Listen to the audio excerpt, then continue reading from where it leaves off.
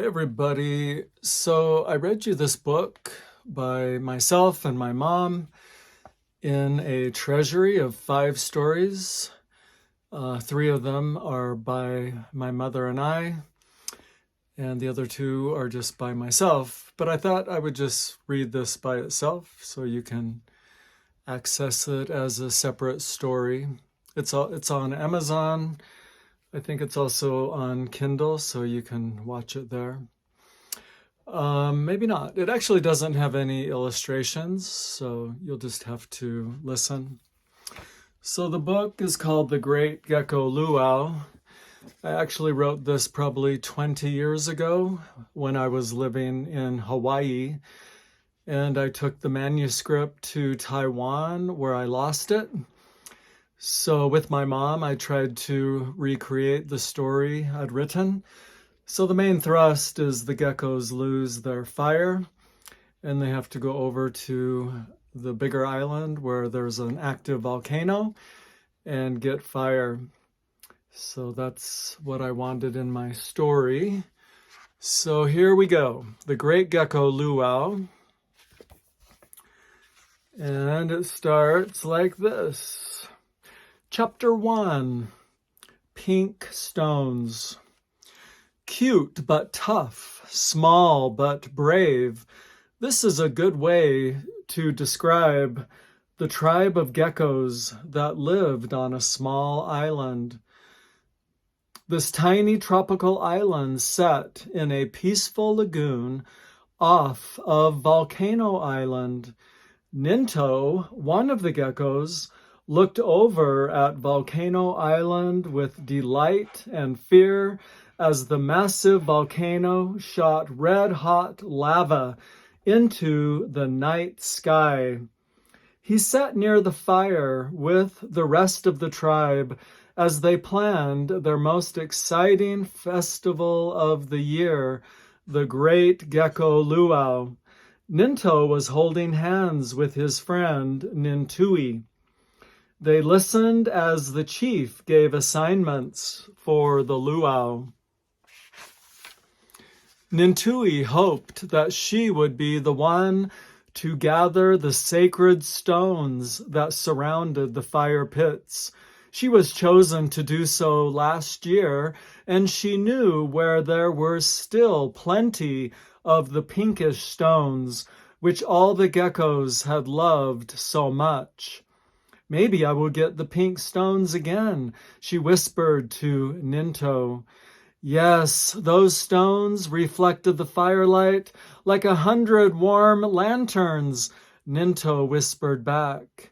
The chief, whose name was Moptinki, motioned for Nintui to stand.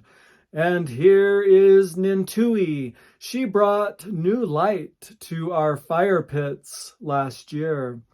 She found those beautiful pink stones and brought them back to line the fire pits. To repay her for her good work, I give to her a very special responsibility. I give to her the highest honor of our yearly luau. She will be the one to light the first fire pit. Everyone looked amazed and shouted, "Hooray for Nintui! Hooray for Nintui! Hooray for Nintui!" Ninto could not believe the great honor that had been bestowed on his good friend, and he shouted out a fourth time, "Hooray for Nintui!" Every single gecko would be honored to be chosen to light these holiday luau fires. However, sadly, Nintui noticed through her happy tears that she might have a problem. The fire that had been kept alive on this small island, the fire that they did not know how to make, the fire that she was supposed to use to light the first luau fire, had just gone out. Now we have no fire to light the fire pits. Oh, this is the worst thing that could have happened. Somehow, I must go to the red-hot volcano and get new fire, she gasped. She looked towards the ocean that lay between the red-hot volcanic island and their village on the very small island in the lagoon. She noticed that the water was rough and choppy. How could they get across this great expanse of water and bring back fire? She puzzled. Chapter 2, A New Canoe. The chief called a council, and the four of them talked for a while about what to use for a boat. Minty, the first council member, said it could be a log that we sit on and paddle. However, Siktuki, another council member, said, but a log would roll over and dump us off. A third council member just laughed and said, we can't make a boat. We have never made a boat. Then the old chief proclaimed, it should be a large, flat palm leaf. Therefore, they tied up the ends of a palm leaf, and it looked just like a canoe. The geckos each found a suitable wood paddle, and the chief held his tall staff as well. Hop right in, said Nintui to Ninto. They took their seats next to the three council members, and with the chief's paddle hitting the water first, they began their quest for fire, a dangerous trip to Volcano Island. The water was rough, and they were tossed about. Suddenly, they felt their boat being lifted out of the water. What was happening? They were screaming and hollering, help, help! Oh dear fire god, please help us! We go to get your fire, to help the geckos on our island. Please, please help us, Nintui exclaimed. I think I should have wrote Nintui prayed. It was a well named Hickory which was beneath them. Suddenly she rose up out of the water with them on top. It was like being on the very tip-top of a mountain, and they were very afraid. Her back was slick, and the water was flowing off it like a waterfall. Whoosh! Their boat began to slide off too, and right into the jaws of a shark, who went by the name of Sharky Barky. Oh no, help! The shark will eat us, screamed Nintui. However, Sharky Barky looked at them, and they were such tiny bites that he could not be bothered and swam away for a much bigger dinner. He was called Sharky Barky as his bark was bigger than his bite. I think it should be worse than his bite. Lucky for the little geckos, slowly Hickory, the well, began to dive deeper into the ocean and swam away. She didn't mean to disturb the geckos' adventure. If she had known they were there, she would have helped them.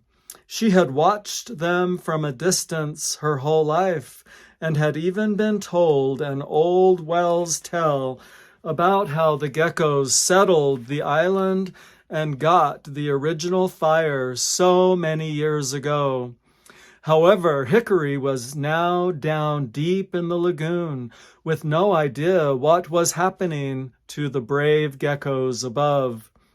It was smooth sailing now, with 3 geckos paddling on each side of the leaf canoe. At least they thought they would have smooth sailing. To their surprise, a family of crabs began nipping at their palm leaf boat. It was food for the crabs, and the hungry crabs began to eat their boat. Snip, snip. They took a bite here and one there. Soon there was a hole in the bottom. Stop it, cried Nintui. Get away from our boat. Water was rushing into their boat, and it was about to sink and become the crab's dinner. They could see that they were near the coast of Volcano Island. Let's just swim to the island, said Ninto. Therefore, they all jumped overboard and began swimming to the shore. Take our boat, eat it if you want. We are done with it anyway. Hope you get a tummy ache, Nintui shouted. They swam, holding on to their paddles, and the chief swam holding his tall wooden staff. Chapter 3, Heat. They reached the shore of Volcano Island and began their hike up the side of the mountain. It was very scary. There were great cliffs that the geckos might fall from and flows of lava that they must be very careful not to step in, for it was very hot. Watch out, cried Ninto. It is so hot it could burn you right up. They hopped over the lava flows and jumped from rock to rock. Be careful, said Nintui. The rocks are hot from the fire within the volcano. They were sweating and tired. However, they were able to make their way to the top. It was so hot they could not get close to the mouth of the volcano, nor did they want to. There were flames shooting out and molten rock flowing down the mountain. How to get the fire now that they were here? That was the question. It was so very hot. You get the idea? It's hot. They did not want to get near to that fire. Chief Moptinky held up his tall staff. Here, we will use this, he said. It was taller than he was and might just do the job. The old gecko chief stuck his staff into the flames of the volcano. It quickly caught on fire. He pulled it out and held it high in the air. Oh my, this is what we wanted, he said. It is just like a torch. Everyone cheered. Thanks so much, Chief. You are the best. Our chief is the best. This is what they had come for, the good fire that would be used to cook their food, warm their homes, and light the luau fire pits, the fire that would save the day for Nintui and make her and all the tribe happy. They sang all the way down the trail of the volcano. Hi-ho, hi-ho, it's off to the luau we go. Hi-ho, hi-ho. The chief held his burning walking stick up high like a torch. He was proud that he was the chief and held the flaming stick. The brave geckos made it down the mountain and to the ocean, but now they had another problem. The crabs had eaten their canoe. They now had their fire, but no way to get across the ocean.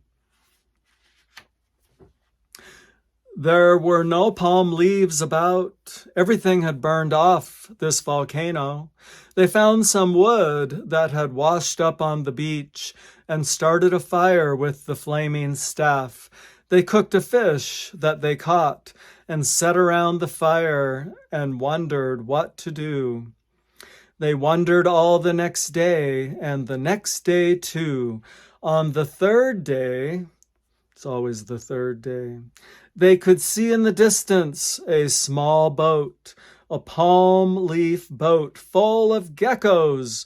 Hello, hello, come over here, come this way, they all shouted. Soon the little boat landed, and they were so happy to see that there were 2 boats. The first one full of geckos, and the next one empty. It was for them. The geckos from their island had realized that they might need help and came with an extra boat. Chapter 4. Help, Hickory!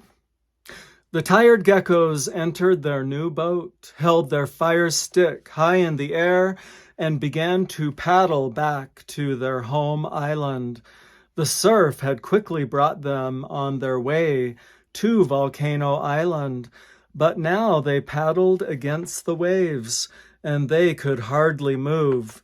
However, the word under the waves was all about this gecko adventure, and soon the news was relayed from Sharky Barky to Hickory, the gecko's giant friend. A well friend they didn't even know they had. Hickory saw the canoes almost still in the ocean as the geckos paddled so hard. Hickory decided to help. She got behind the canoes and created beautiful large waves that the geckos surfed down as they now started rushing for home. Hickory was so happy to help her little friends, and helping them bring fire to their small island again was like joining in a grand tradition. It was night when they arrived, and the tribe had seen the chief's staff blazing as they rode the waves along in their palm leaf boats. The tribe all came to meet them on the shore. Everyone was happy. They were happy to see their loved ones back safe, but especially happy to see the fire. It meant warm homes, hot food, and a blaze of fire in their fire pits for the great gecko Luau. Nintui and Ninto were the happiest of all. The next evening was the great gecko Luau. Nintui wore her new red muumuu. She thought red would be good to show respect for the fire and all the good it did for them. She had also set the pink stones in the beds of the fire pits, so the light could be reflected. The pink stones were beautiful, but they served a more important purpose. They kept the fire in the pits. Fire was a good thing, but only when it is controlled. The geckos also knew that they must treat it with respect. Some of them had been careless and had been burned by the fire. Nintui did not intend to be burned, for she respected the fire and its goodness. She also knew of its danger, and she was very careful not to get too close and get burned. This was a good lesson to pass on to the rest of the tribe, especially the young ones. Respect the danger and love the good. And the final chapter, Chapter 5, The Feast. It does not take many geckos and papayas to create a feast for little geckos, and one fish would fill many gecko bellies. When it was time for Nintui to light the first fire pit, everyone knew this was the greatest gecko luau ever. Giant Hickory the Well jumped in the lagoon, making a huge splash that looked like fireworks. Sharky Barky was watching too. He had always cared for the geckos as well, and would never have eaten one for his breakfast. The crab family felt sad they had eaten the first canoe. Everyone was excited this great gecko luau was beginning. Look how cute the pages are.